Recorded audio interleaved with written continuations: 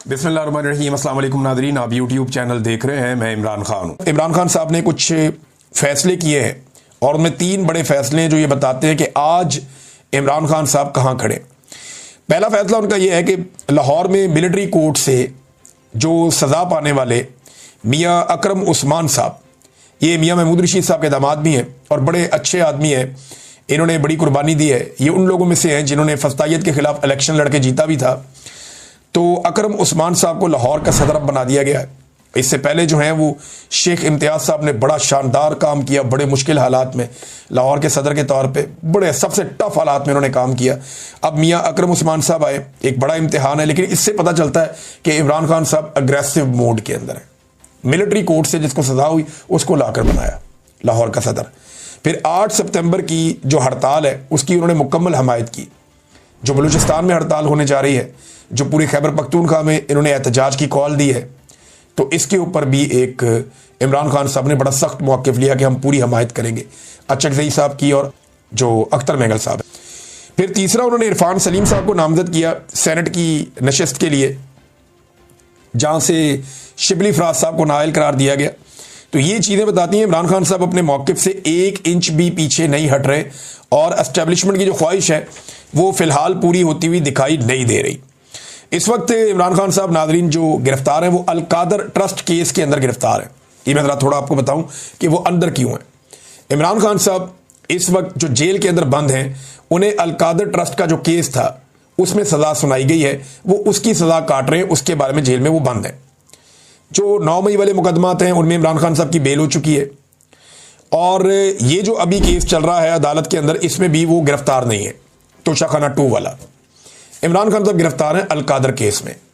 अब अगर अल-कादर केस लग जाता है इस्लामाबाद हाई कोर्ट में, जैसे जस्टिस सरफराज डोगर साहब जो चीफ जस्टिस बनाए गए हैं लाहौर से लाकर, वो लगने नहीं दे रहे और बड़े लंबे अरसे से उन्होंने इस केस को लगने से रोका हुआ है। वकील ये कहते हैं जैसे हाई कोर्ट में लगेगा, ये चंद घंटों का केस है, हम पहली दूसरी पेशी पे इमरान खान साहब को बाहर ले आएंगे। इमरान खान साहब इस अकेले केस में बाहर हैं, यूनिवर्सिटी बनाने वाले केस में। अगर ये केस लग जाता है, फर्ज करें 1 दिन में 2 दिन में, जैसे ही ये केस लगेगा इस्लामाबाद हाई कोर्ट में, इसका फैसला आना पड़ेगा। इसका फैसला आते ही अदालत की छुट्टियां खत्म हो गई हैं, इमरान खान साहब जेल से रिहा होकर बाहर आ जाएंगे। होना तो ये चाहिए, लेकिन अब जो तोशाखाना 2 वाला मामला है उसकी समातें तेज कर दी गई हैं। वहां पर जरा रफ्तार बढ़ा दी गई है ट्रायल की, ताकि उसमें इमरान खान साहब को सजा सुना दी जाए और अल-कादर वाली अपील लगा दी जाए। अगर अल-कादर वाली अपील लगा दी जाती है और तोशाखाना 2 के अंदर सजा सुना दी जाती है, तो फिर इमरान खान साहब को अगर अल-कादर में बाहर भी छोड़ देते हैं तो तोशाखाना 2 में वो जेल काटते रहेंगे।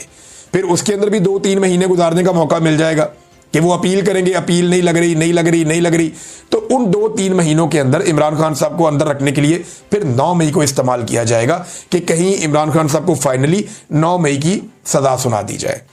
तो अभी तो सिस्टम इमरान खान साहब को अंदर रखने के लिए पूरा जोर लगा रहा है और इमरान खान साहब की जान खतरे में है। इसके बारे में भी लोग बात करते रहते हैं, बार बार बात करते हैं।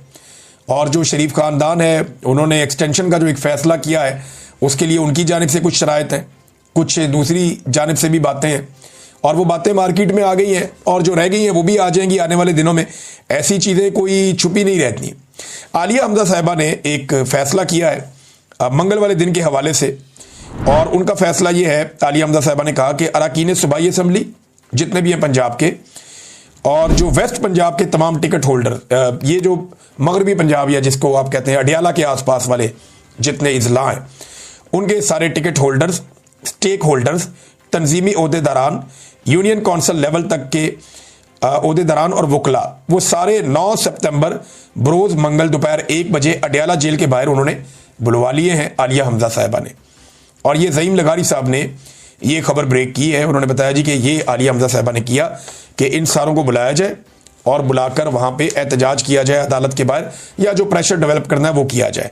अब अगर तोशाखाना वाला केस आज चलता है तो वहाँ क्या सूरत हाल बनती है इसके बारे में अभी कुछ नहीं कहा जा सकता, लेकिन इमरान खान साहब के वकला का ये मानना है कि इससे पहले कि इमरान खान साहब बाहर आए जेल से, कोशिश की जाएगी कि उन्हें तोशाखाना में सजा दे दी जाए, ताकि अगर दूसरे केस में बाहर आते हैं अल-कादर वाले में तो तोशाखाना वाले में उन्हें अंदर रखा जा सके, और फिर तोशाखाना वाले केस में अंदर रखते हुए 9 मई वाले केसेस में कोई राह हमवार की जाए और मैक्सिमम टाइम इमरान खान साहब का जेल में गुजारने का बंदोबस्त किया जाए।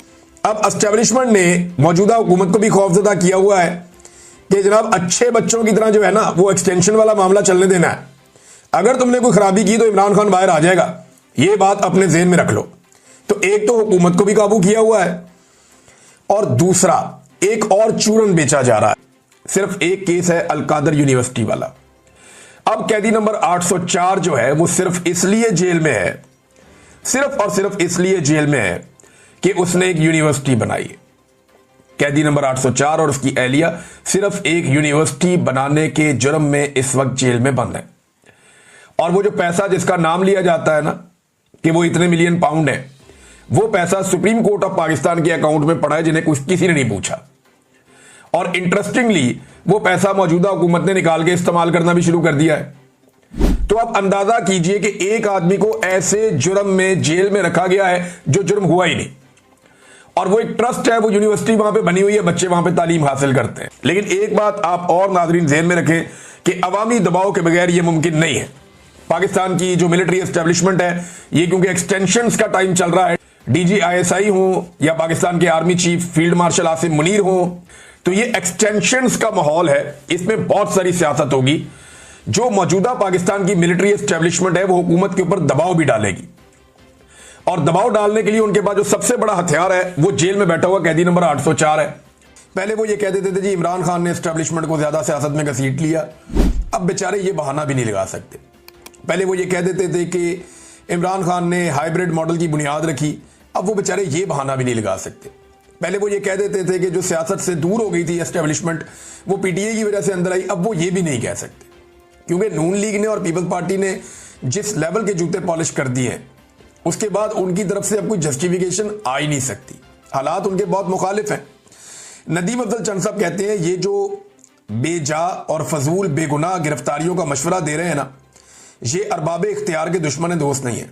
अब अरबाब इख्तियार कौन है? जिसके पास इख्तियार है, और इख्तियार किसके पास है? मिलिट्री एस्टेब्लिशमेंट के पास है, और किसी के पास तो पाकिस्तान में इख्तियार है नहीं।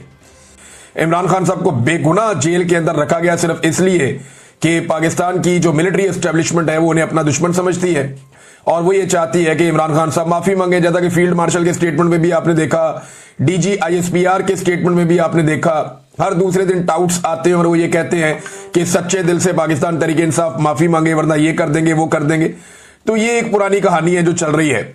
एक बात तो साबित हो गई इस फैसले से कि 2 साल तक इमरान खान साहब को 9 मई के 8 केसेस में नाहक कैद रखा गया है।